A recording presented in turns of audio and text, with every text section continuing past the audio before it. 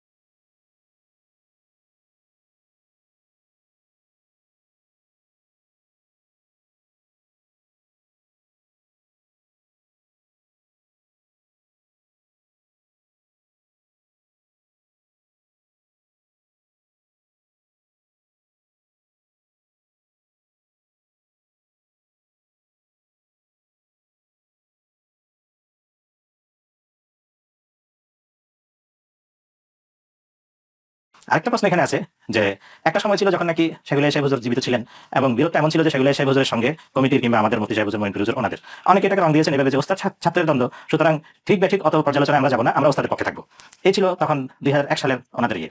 কিন্তু এখন আজ 2024 সালে 5 আগস্টে যে ঘটনাটা ঘটলো, আবেগটা যদি সেই লাইনে আমরা রাখি যে ওস্তাদ ছাত্রের দ্বন্দ্ব, আমরা ওস্তাদের পক্ষে থাকবো, তাহলে এখন কিন্তু এই আলেম সমাজ এবং যারা বিবেকবান তাদের সাপোর্টটা কিন্তু আমাদের পাওয়ার কথা। এই জন্য যে এখানে ওস্তাদ হলেন মুফতি মনসুর সাহেব, এখানে ওস্তাদ হলেন হিফজুর রহমান সাহেব, আর ছাত্র হলেন ওনারা। যদি ওনারা বাস বিচার কিংবা দলিল আদিল্লাহ এগুলো ঘাটতে নাও চান, শুধু সেই আবেগের বশবর্তী হয়ে যদি কাজ করতে চান যে ওস্তাদ ছাত্র, তা আমাদের ওস্তাদের পক্ষ নিতে হবে। সেই হিসাবে কিন্তু জাতির কাছে আমরা দাবি করতে পারি, আশা করতে পারি যে এখানে তারা ওস্তাদের পক্ষ নেবেন। আমরা এতক্ষণ শুনছিলাম অনেক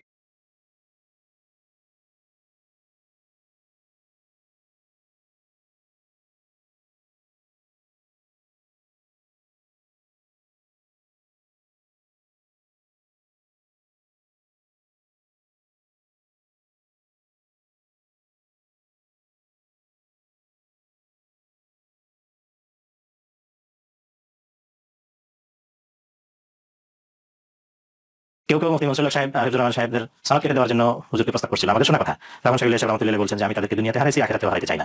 এই একটা আরেকটা সিলেটের এক ভাই লেখক সৈয়দ মুমিন আহমদ ববনু, ওর একটা লেখার মধ্যে আসছে, উনি লেখালেখি করেন আছে না কোনো, ইনি একসময় শাইখুল সাহেব হুজুরের দলের মজলিসের সক্রিয় কর্মী ছিলেন। তো এনার একটা লেখাতে আছে শাইখুল সাহেব লন্ডনের সফরে সৈয়দ মুমিন আহমদ ববনুকে বলছেন যে দেখো তোমরা কোনোভাবে মনসুরের সাথে আমাকে বিয়ে করায় দাও, এখানে আমার পরিবারের কথা বলছেন যে এদের কারণে তো তার মধ্যে আমার দূরত্ব তৈরি হয়ে যাচ্ছে। এটা কিন্তু 3 নভেম্বর 2001 এর ঘটনার পর যখন নাকি শাইখুল সাহেব হুজুর আছেন বিলিম ভবনে আর মুফতি মনসুর সাহেব মঈন হুজুর আছেন এদিকে। আমার বাপ প্রতিষ্ঠাতা জানে প্রতিষ্ঠাতা কাকে বলে। প্রতিষ্ঠাতা হলে তোমাকে জমি নিতে হবে।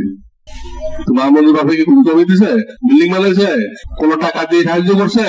মাসে মাসে বেতন খাইছে। প্রতিষ্ঠাতা হইতে গেলে জমিন দিতে হয়, আভিগত হয়, বিল্ডিং করতে হয়, শিক্ষকদেরকে নিয়োগ দিতে হয়, শিক্ষকদেরকে বেতন দিতে হয়। তার বাপে কোন শিক্ষক নিয়োগ দিচ্ছে আর কোন শিক্ষকের বেতন দিচ্ছে দেখাতে পারবে? প্রথম প্রস্তাব হলো 3টা মাদ্রাসা হয়ে গেছে, 3টা মাদ্রাসা একসাথে চালাবো। আমাদের রহমানি আজিজিয়া আপনার হাতে তুলে দিব, আপনারা শুধু আমাদেরকে সাথে রাখবেন। এর 1 নম্বর প্রস্তাব, আসেন 3টা মাদ্রাসা আপনাদের নেতৃত্বে আপনাদের সন্তান হিসেবে ছাত্র হিসেবে একসাথে চালাই। আচ্ছা যদি আমাদেরকে মনে করেন যারা আমাদেরকে মিশতে সমস্যা আছে, ঠিক আছে, সেটাও হতে পারে। আরেকটা সুরত, আপনাদের জামিয়াতুল আবরার রহমানিয়া আপনারা চালান, আমাদের জামিয়া রহমানি আজিজিয়া আমরা চালাই। যেটা নিয়ে সমস্যা হয়েছিল জামিয়া রহমানি আরবিয়া, ওটাকে আমরা একসাথে চালাই। যেইভাবে চালাইতে চান ওইভাবেই চলবে। যদি বলেন যে রাজনীতি চলবে না, ঠিক আছে, রাজনীতি চলবে না, জান আমরা আমাদের রাজনৈতিক এজেন্ডা আমাদের জামিয়া রহমানি আজিজিয়া বাস্তবায়ন করব। আমাদের এখান থেকে আগামী দিনের রাষ্ট্রের ব্যবস্থার জন্য রাজনৈতিক দায়িত্বশীল তৈরি হবে ইনশাআল্লাহ। আর এই জামিয়া রহমানি আরবিয়া শুধু দাওয়াতুল হকের কাজ হবে, ঠিক আছে, চলেন, ওটা তো আমরা রাজি আছি। ওনারা এই মোতাবেক থাকবেন, আমাদের মাহফুজ সাহেব হুজুর শুধু সহযোগী থাকবেন। আমরা রাখতে পারেন সেটা দেখেন, আর আমরা যদি বলেন যে না ও থাকতে পারবে না, তাও সই যান। আল্লাহ পাক আমাদের জন্য দুনিয়াকে অনেক প্রশস্ত রেখেছেন। 3 নম্বর প্রস্তাব যে জামিয়া রহমানি জামিয়াতুল আবরার রহমানিয়া আপনারা চালাবেন, রহমানিয়া আজিজিয়া আমরা চালাবো। আর জামিয়া রহমানি আরবিয়া যদি আপনারা আপনাদের সাথে আমাদেরকে নেওয়ার মতো কোনো যোগ্য মনে না করেন, তাহলে এক কাজ করেন, আসেন আপনারাও জামিয়া রহমানিয়া আরাবিয়ার হকদার, আমরা মনে করি শাইখুল হাদিস রাহমাতুল্লাহ আলাইহি তিনি একজন হকদার। তাহলে আসলে একটা সিদ্ধান্ত করি, অর্ধেক অর্ধেক জামিয়া রহমানিয়া, আপনারা অর্ধেক নেবেন, আমরা অর্ধেক নেব। এখন অর্ধেক অর্ধেক কেমনে, একটা মাদ্রাসা অর্ধেক অর্ধেক করে কেমনে? অর্ধেক অর্ধেক আপনারা যেমনি খুশি ওই আমরা রাজি। আর আমাদেরকে যদি জিজ্ঞাসা করেন, আমাদের ফর্মুলা হলো যে কোনো এক পক্ষ ওই জামিয়া রহমানিয়া আরাবিয়া যে ভবন আছে, ওই যা মাদ্রাসা আছে সবকিছু যে কোনো আপনারা নিতে চাইলে আপনারা, আমাদেরকে দিতে চাইলে আমরা, বিনিময়ে রহমানিয়া মাদ্রাসার 16 কাঠা জমিন, 5 তলা ভবন, এটার বর্তমান মার্কেট ভ্যালু যা আসে সেই মার্কেট ভ্যালুর 60% অপর পক্ষকে মাদ্রাসা করার জন্য, ভবন করার জন্য দিয়ে দিবেন। যদি আপনারা এই প্রস্তাব গ্রহণ করেন, নিয়ে নেন, আমাদেরকে 60% দিয়ে বসিলার এই 60 ফিটের মাথায় আমাদেরকে ভবন করে দেন। আর যদি আমাদেরকে দেন, আমরা জামিয়া রহমানিয়ার ভবন এর জমি যা মূল্য হয় সেই মূল্যের 60% দিয়ে আপনার রহমানিয়া যদি আরো জায়গা থাকে, ওখানে জায়গা না থাকলে জায়গা কিনে যেখানে আপনার পছন্দ হয় সেখানে বিল্ডিং করে দিব। 3 নম্বর প্রস্তাব এটা। আর 4 নম্বর প্রস্তাবটা শুনলে আপনারা হাসবেন, বলবেন যে এত সহজ প্রস্তাব যদি মানুষ গ্রহণ করতে ইতস্তত বোধ করে, আপনারাই জামিয়া রহমানিয়া চালাবেন।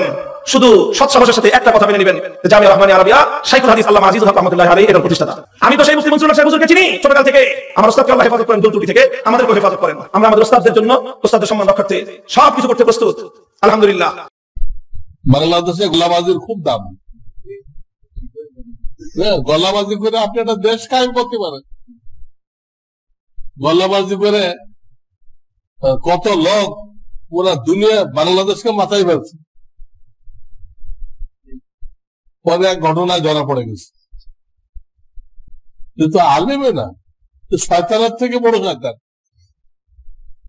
অথচ সেই ঘটনার আগে সারা বাংলাদেশ তার পক্ষে, তার নাম শুনলে সাথে সাথে 1 লাখ লোক জমা হয়েছে।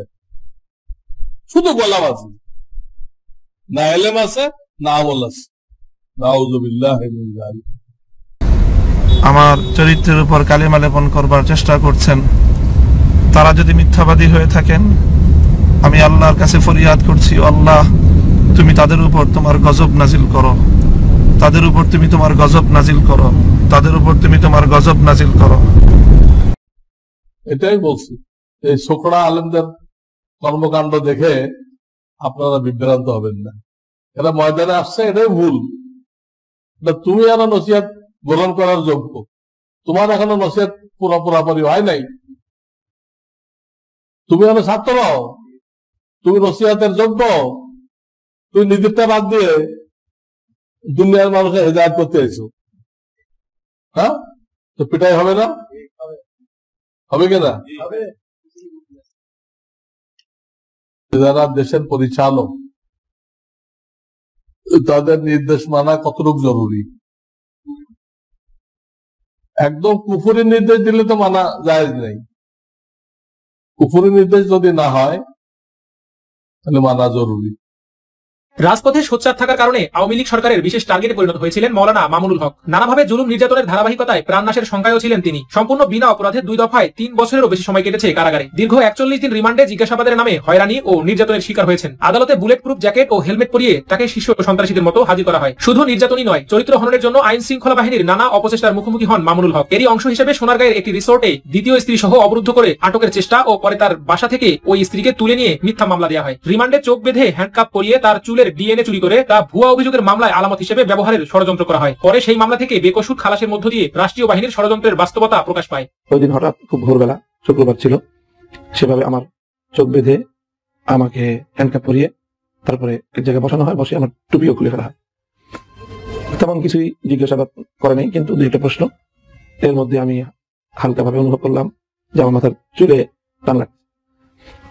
পরে আমি ওখানকার পরবর্তী কথাবার্তা, কারো কোনো পুলিশ কর্মকর্তার পরবর্তী কথা থেকে আমি অনুমান করলাম যে ওই সময়টায় তারা আমার মাথার ডিএনএ চুরি করে নিয়ে গেছে আমার অজান্তেই। আওয়ামী শাসনামলে আলেমরা নানাভাবে জুলুম নির্যাতনের শিকার হয়েছেন। মামুনুল হক নিজেও সরকারের বিশেষ টার্গেটে পরিণত হন। তবুও হাসিনা সরকারের ইসলাম ও দেশ বিরোধী বিভিন্ন কর্মকাণ্ডের বিরুদ্ধে প্রতিবাদ চালিয়ে যান। সরকারি মহলের নানা প্রলোভন আর ভয়ভীতি উপেক্ষা করেই মাঠে সক্রিয় ছিলেন তিনি। রাজনীতির মাঠ থেকে শুরু করে ধর্মীয় ওয়াজ মাহফিল, এমনকি সামাজিক যোগাযোগ মাধ্যমে বেশ জনপ্রিয় ও আলোচিত হয়ে ওঠেন মরহুম শাইখুল হাদিস আল্লামা আজিজুল হকের এই ছেলে। আলেম ওলামাদের উপর নির্যাতন প্রসঙ্গে মাওলানা মামুনুল হক আমার দেশকে বলেন, আওয়ামী শাসনের সময়টা আলেম ওলামা ও ইসলামের ধারক বাহকদের জন্য খুব খারাপ সময় ছিল। নাস্তিকবাদী একটা আন্দোলন দাঁড় করাতে গিয়ে সরকার সর্বপ্রথম সর্বপ্রথম হেফাজতকে মাঠে আসতে বাধ্য করে, এবং হেফাজতে ইসলাম যখন মাঠে আসে তখন হেফাজতকে ইতিহাসের বর্বরতম হত্যাযজ্ঞের মাধ্যমে তারা মোকাবেলা করে। মামুনুল হক জানান, তাকে নিয়ে আওয়ামী লীগ সরকারের মেগা প্রকল্প ছিল। ভিনদেশীদের প্রত্যক্ষ সম্পৃক্ততা, সহযোগিতা সহ রাষ্ট্রের অনেকগুলো গুরুত্বপূর্ণ প্রতিষ্ঠান তার বিরুদ্ধে একযোগে মাঠে কাজ করে। তার মধ্যে বড় ভূমিকা পালন করে গোয়েন্দা সংস্থার লোকজন। তারা তাকে সম্পূর্ণ জনবিচ্ছিন্ন করে ফেলার পরিকল্পনা নেয়। তাকে কেন্দ্র করে এদেশের আলেম সমাজ ও হেফাজতের নেতারা, বিশেষ করে প্রতিবাদী আলেমদের ঘায়েলের ঘিন্ন পরিকল্পনা আঁকে। সে অনুযায়ী চরিত্র হননের মতো নাটক মঞ্চস্থ করার সিদ্ধান্ত নেয় এবং রাষ্ট্রযন্ত্রকে ব্যবহার করে বিভিন্ন সংস্থা তাদের সেই কাজ শুরু করে। শেখ মুজিবের ভাস্কর্য ও মোদির আগমন বিরোধী আন্দোলন ঘিরে আওয়ামী লীগ সরকারের ব্যাপক তোপের মুখে পড়েন আলেম ওলামা ও ধর্মপ্রাণ মানুষ।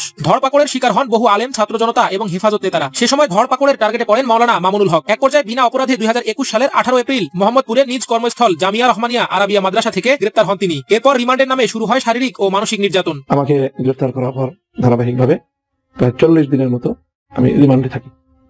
আমাকে রিমান্ডে নেওয়া হয়। রিমান্ডে আমাকে অবশ্য খুব বেশি শারীরিক টর্চার করা হয়নি, তবে মানসিক প্রচন্ড টর্চার করা হয়েছে। রিমান্ডের পর দীর্ঘ প্রায় 3 বছর কারাগারে ছিলেন ঢাকা মহানগর হেফাজত ইসলামের এই নেতা। এ সময় বহু মামলার মুখোমুখি হন তিনি। নিয়মিত আদালতে যাতায়াত করা ছিল তার জন্য কষ্টকর। অনেক সময় তাকে রাখা হতো কোর্ট গারদে। 2013 সালেও শাপলা চত্বরের ঘটনার পর গ্রেফতার হন মামুনুল হক। এ প্রসঙ্গে তিনি জানান, খুলনায় একটি মামলায় হাজিরা দিতে গেলে ভোরে শিববাড়ি মোড় থেকে গ্রেফতার করে পুলিশ। পরে তার বিরুদ্ধে অনেকগুলো মামলা দেয় যার সঙ্গে তার কোনো সম্পর্ক নেই। অনেকগুলো মামলা ঢাকায়, যে সকল মামলার সাথে আমার কোনো জানাশোনা নেই। আমরা তো হেফাজত ইসলামের কাজ করেছি, আমাদের নিজস্ব সংগঠন বাংলাদেশ খেলাফত মজলিস যুব মজলিসের কাজ আমরা করি, কিন্তু সেই সময়ে এই বিএনপি এবং জামায়াতে ইসলামীর নেতৃত্বে যে সরকার বিরোধী আন্দোলন, ওই সমস্ত আন্দোলনে যত জায়গায় মামলা মোকদ্দমা হয়েছে, দেখা গেল যে ঢাকার বিশেষ করে মিরপুর এবং দারুস সালাম এই 2 থানা। তবে 2021 সালে দ্বিতীয় দফায় গ্রেপ্তারের পর 41টি মামলায় তাকে গ্রেপ্তার দেখানো হয়। সবগুলো মামলা থেকে পর্যায়ক্রমে জামিন নিয়ে বের হতে হয়েছে তাকে। এ দীর্ঘ সময় ব্যাপক ভোগান্তিতে পড়তে হয় তার পরিবারকে। 2013 সালের অ্যারেস্টের সময় আমার পরিবারকে আলাদা কোনো তেমন ভোগান্তি পেতে হয়নি, কিন্তু এবার যখন 2021 সালে 18 এপ্রিল আমাকে গ্রেফতার করা হয়, এই গ্রেফতারের পূর্বাপর আমার গোটা পরিবারের উপর দিয়ে এক টর্নেডো বয়ে গেছে, ঝড় বয়ে গেছে বলতে গেলে। আমাকে শুধু গ্রেফতার করা হয়েছে তা নয়, বরং আসলে আক্ষরিক অর্থে আমার নাম যেখানে ছিল, যে কোনো কিছুর সাথে আমার নামের সংশ্লিষ্টতা থাকলেই তার উপর দিয়েই একটা সরকারি খরচ নেমে এসেছে তার উপরে। আমার পরিবার থেকে, পরিবারের লোকজন থেকে, সেখান থেকে পুলিশ প্লেট দিয়ে আমার তো ওয়াইফ তারা তুলে নিয়ে গিয়ে তারপরে তো বিশাল সেখানে তাকে দিয়ে মামলা টামলা করানো ইত্যাদি এই সকল জঘন্য কার্যক্রম তো করিয়েছি। নিয়ে গেছে আমার বাসা থেকে তুলে নিয়ে গেছে তারা, ডিবি এবং অন্যান্য পুলিশ সদস্যরা এসে তারা তুলে নিয়ে গেল, এবং আমার পরিবার অন্যান্য লোকজনদেরকেও সেখানে ভীতি প্রদর্শন এবং আতঙ্কজনক পরিবেশ তৈরি করে তাকে তুলে নিয়ে গেল সেখান থেকে। এরপরে আমার পরিবারের লোকজনের উপর ব্যাপক নজরদারি পুলিশের সবসময় আনাগোনা। মোহাম্মদপুরে জামিয়া আরাবিয়া রহমানিয়া মাদ্রাসা নিয়ে সরকারের ষড়যন্ত্র প্রসঙ্গে মাওলানা মামুনুল হক বলেন, কিছু আইনি জটিলতার সুযোগে মাদ্রাসাটি প্রতিপক্ষের হাতে তুলে দেওয়ার সব আয়োজন করে তারা। তার বাবা আল্লামা আজিজুল হক প্রতিষ্ঠিত মাদ্রাসাটি 2001 সাল থেকে 21 সাল পর্যন্ত তারা ধারাবাহিকভাবে পরিচালনা করছিলেন। তার বড় ভাই মাওলানা মাহফুজুল হক এটির প্রিন্সিপাল ছিলেন। সেটিকে সরকার দখল করে নিয়ে প্রতিপক্ষের হাতে তুলে দেয়। এভাবে গুলশানে একটি মসজিদ মাদ্রাসা নিয়ে তাবলীগের মধ্যে বিরোধ ছিল। সেই বিরোধ কেন্দ্র করেও তাকে আসামি করে মামলা দেওয়া হয়। মোহাম্মদপুরের মাদ্রাসা প্রতিপক্ষের হাতে তুলে দিতে ভূমিকা রাখায় পুলিশের একজন ডিআইজিকে পরে রাষ্ট্রীয় পদক দেওয়া হয়। আলেম নির্যাতনের এমন ঘটনাকে আওয়ামী সরকারের সুপরিকল্পিত ইসলাম বিদ্বেষের অংশ বলছেন বিশিষ্ট আলেমরা। ইসলামের বোধ বিশ্বাস যেন ওই জায়গাটা আঘাত পায়। এটা নিয়ে অনেকে অনেক কিছু লিখবে, আপনারা বিভ্রান্ত হবেন। যারা লিখবে তারা এই মামুন মাহফুজ এটা কিভাবে দখল করছিল ওই গোড়ার ইতিহাস জানে না। ওদের বয়স 20 কম, ঘটনা ঘটছে 20 বছর আগে। মামুন মাহফুজ তারা পিস্তল, রাইফেল, বোমা আর 300 মাস্তান নিয়ে আমাদেরকে বের করতেছে, অবৈধ দখল করছে। এইগুলো তো সে দেখে নাই, তখন তার বাপের বিয়েও হয় নাই।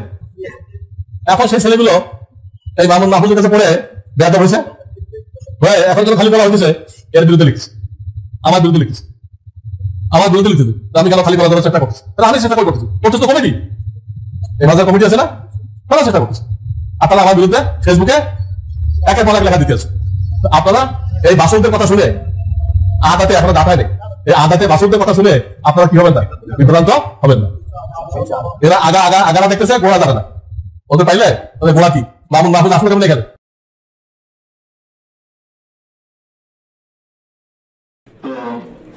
যারা বাচ্চা কাছে আছে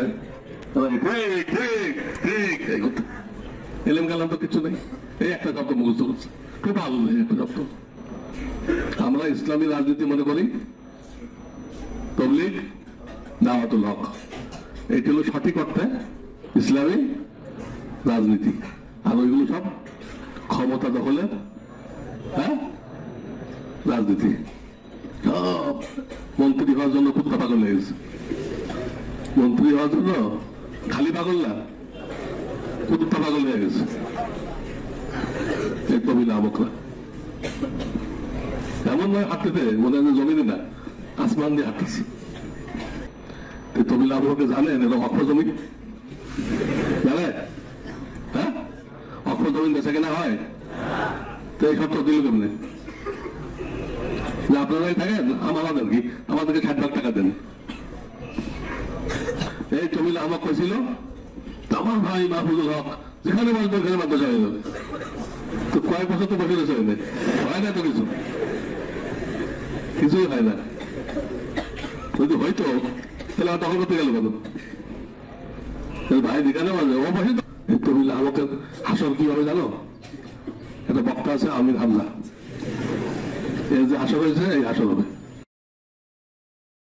আমি মামুনকে বলছিলাম ওই একটা বৈঠক হয়েছিল যে যে সমস্ত তোর বক্তব্য উগ্রতা যে বাড়াবাড়ি এটা ভবিষ্যৎ কিন্তু তোর ভালো দেখছি না তোর।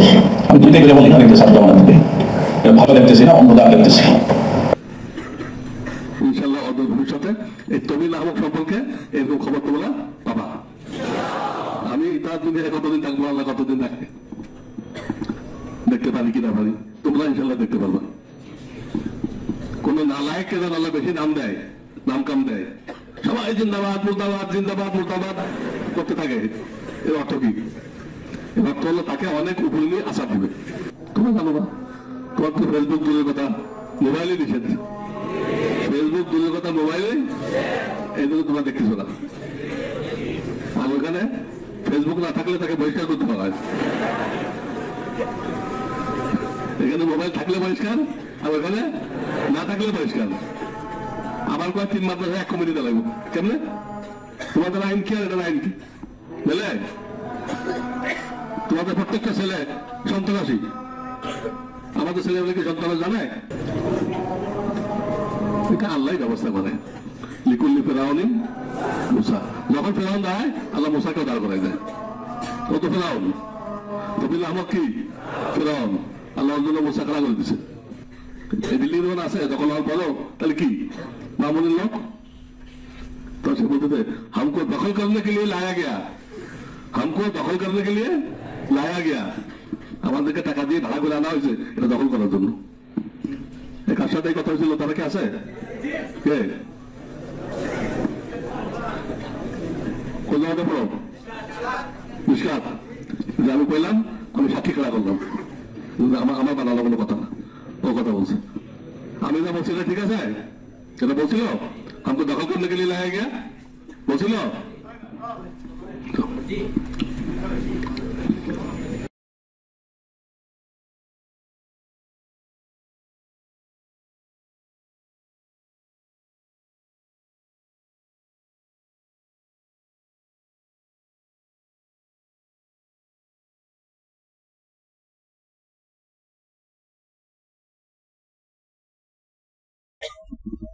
আমার বাপ প্রতিষ্ঠাতা জানে প্রতিষ্ঠাতা কাকে বলে। প্রতিষ্ঠাতা হলে তোমাকে জমিন নিতে হবে, জমি দাও। আমার শ্বশুর মাসলা মাদ্রাসা নিজের জমিনে বানাইছে, উনি প্রতিষ্ঠাতা। তোমার মনে বাপে কি কোনো জমি দিছে? বিল্ডিং বানাইছে? কোন টাকা দিয়ে সাহায্য করছে? মাসে মাসে বেতন খাইছে।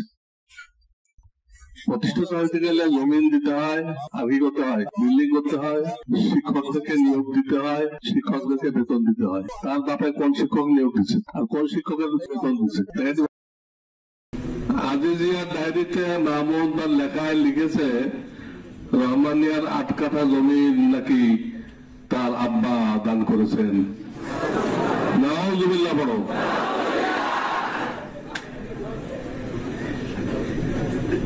আধা কাটাও তো দেয় নাই, 100 টাকা তো দেয় নাই।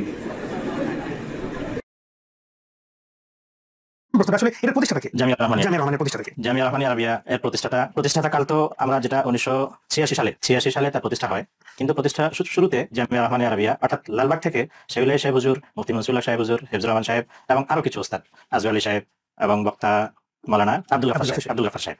ওনাদের মতো বুজুর্গরা যখন লালবাগ থেকে হাজরত হাফিজ হুজুর রহমতুল্লাহ এবং আমিনী সাহেব ওনাদের সময় থেকে আলাদা হয়ে যান, আলাদা হওয়ার পর ওনারা চলে আসেন মোহাম্মদপুরে মোহাম্মদিয়া হাউজিং লিমিটেডের যিনি উদ্যোক্তা হাজী সিরাজউদ্দৌলা সাহেবের আহ্বানে এবং হাজী সিরাজউদ্দৌলা সাহেবের যে ওখানে নূর মসজিদের অপোজিটে ওখানে একটা বাড়ি নির্মাণাধীন বাড়ি ছিল, সেখানে ওনারা ওঠেন প্রথম। হাজী সিরাজউদ্দৌলা সাহেব ওনাদেরকে স্বতন্ত্র জায়গা দিবেন এবং সেখানে জামিয়া নিজের নিয়ম অনুযায়ী দাঁড়াবে। হাজী সিরাজউদ্দৌলা সাহেব সহযোগী হিসেবে থাকবেন, এই প্রতিশ্রুতি ওনারা এখানে এসেছেন। এবং তখন কিন্তু তার নাম ছিল জামিয়া মোহাম্মদিয়া আরবিয়া।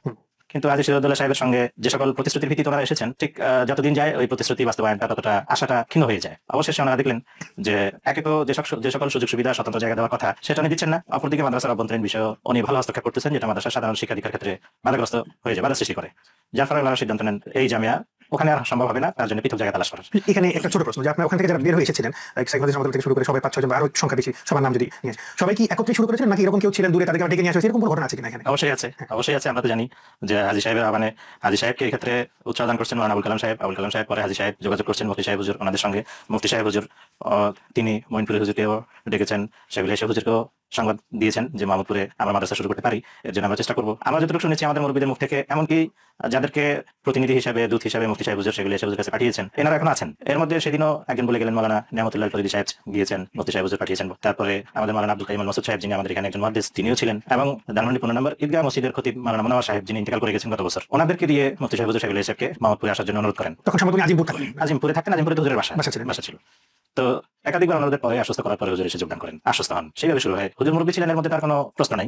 তো হুজুরকে নিয়ে ওনারা শুরু করেন। তো মোহাম্মদিয়া থেকে ওনাদের যখন অন্যত্র যাওয়ার প্রয়োজন দেখা দিল, তখন আবার জায়গা তালাশ করার ক্ষেত্রে আমরা যতটুকু জানি আমাদের সেই মাওলানা আব্দুল কাইম আল মাসুদ সাহেব এবং ওনারা ওনাদেরকে মুফতি সাহেব হুজুরের দিক সেদিক তালাশের জন্য পাঠালেন। ঘটনাক্রমে সেখানে ওনারা এসে সাত মসজিদের পাশের জায়গাটা দেখলেন। হাজী নূর হোসেন সাহেব তখন এখানে আলী নূর রিয়েল এস্টেট নাম করে এখানে প্লট বিক্রি করতেছিলেন, ওনার সঙ্গে ওনাদের দেখা হয়। এর মধ্যে আরেকটা ঘটনা ঘটে যে হাজী নূর হোসেন সাহেব এবং মোহাম্মদ আলী সাহেব, এনাদের দুইজনের পীর সাহেব ছিলেন নুরুদ্দিন গহরপুরী সাহেব হুজুর। গহরপুরী সাহেব হুজুর স্বপ্নে দেখলেন যে সাত মসজিদের পাশে অনেক টুপিওয়ালা ঘোরাফেরা করতেছে, যার ফলে গহরপুরী সাহেব ঠিকভাবে ওনার দুই মুরিদকে বলে রাখছেন যে এই জায়গাটাতে আমি এরকম দেখলাম, তোমরা এই জায়গাটা মাদ্রাসা করো। একদিকে মাদ্রাসার জায়গা তালাশ, অপরদিকে ওনাদের মুর্শিদের এই ধরনের স্বপ্ন, এই দুটা মিলে ওনারা রাজি হয়ে যান যেখানে মাদ্রাসা করবেন এবং জায়গা ওয়াকফ করবেন। ওয়াকফ করার আগে মাদ্রাসাটা বসবাসের উপযোগী হওয়ার আগ পর্যন্ত, বিল্ডিং নির্মাণ হওয়ার আগ পর্যন্ত আলী নূর রিয়েল এস্টেটের 4টা নির্মাণাধীন ভবন ছিল, সেই নির্মাণাধীন ভবনে যেন তেন করে ব্যবস্থা করে দেওয়া হয়েছে সেখানে 1988 সালে। তার মানে 86 যখন মোহাম্মদিয়া হাউজিং জামিয়া মোহাম্মদিয়া নামে শুরু হলো, হাজী সাহেবের ওখানে, পরবর্তীতে 88 এসে এখানে হাজী নূর সাহেব এবং হাজী মোহাম্মদ আলী সাহেবের সাথে সম্পৃক্ততা।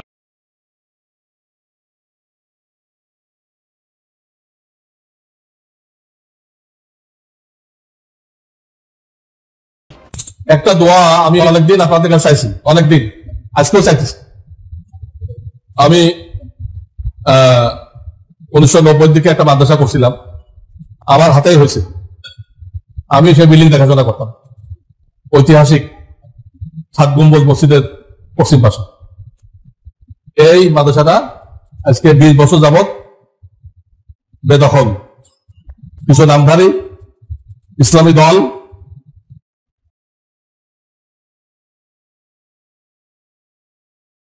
আমি এখন জামিয়া রহমান আরবিয়ার আমি সভাপতি এবং মোতোয়ালি। আমার বাবা আলহাজ আব্দুল মতিন মরহুম, আমার চাচা আলহাজ আব্দুল মালেক মরহুম, ওনারা সভাপতি ছিলেন। আমি একটু শর্ট ব্রিফ করতে চাই, সেটা হলো যে মাদ্রাসাটা আমরা শুরু করি 1998-এ। তখন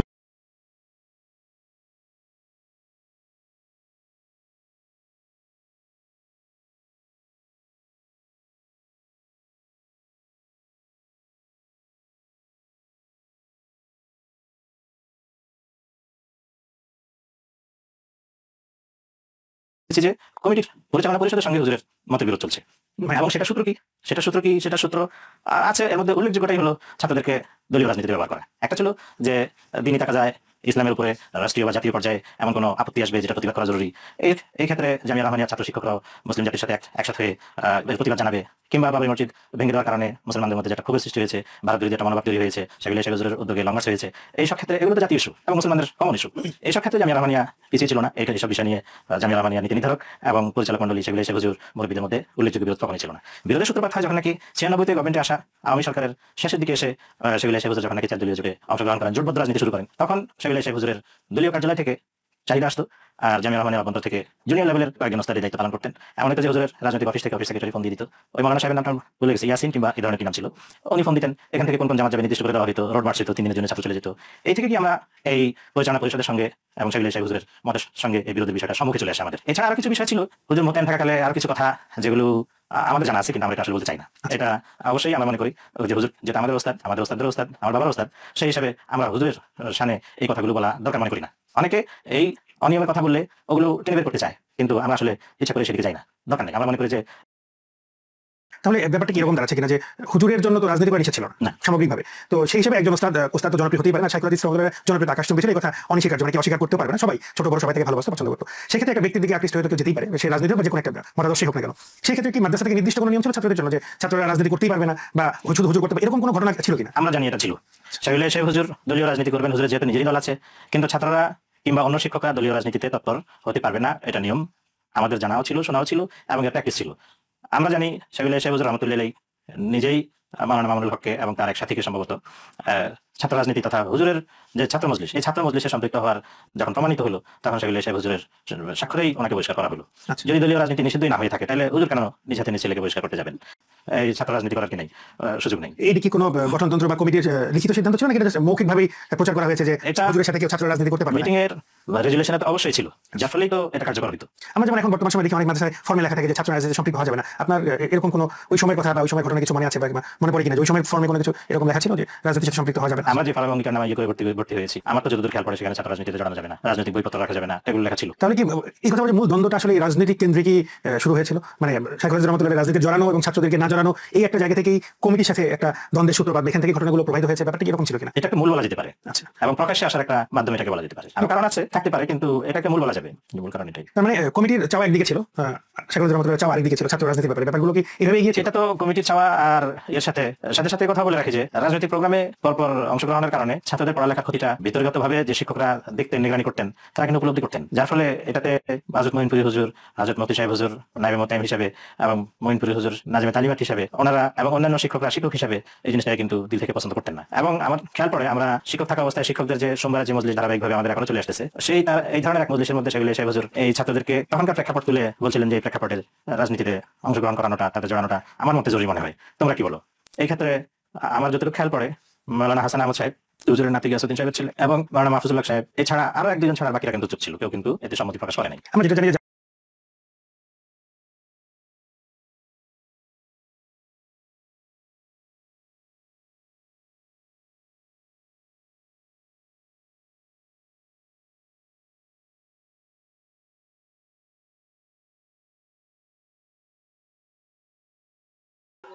হুজুর আপনি তো 93 সালে শাইখুল হাদিস রাহমাতুল্লাহ আলাইহিকে আপনি জামিয়া রহমানিয়ার একক প্রতিষ্ঠাতা হিসেবে ঘোষণা করেছেন, শুধু বাংলাদেশে না সারা দুনিয়ায়।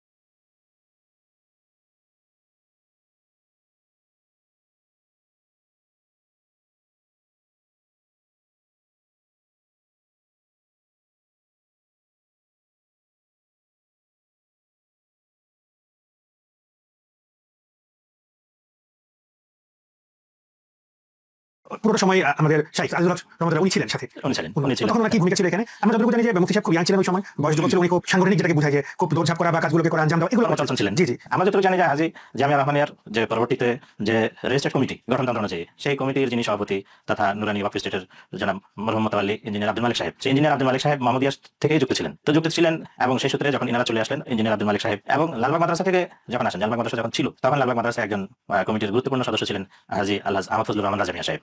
রাজা মিয়া সাহেবরা আমাদের মুরব্বিদের সঙ্গে ছিলেন।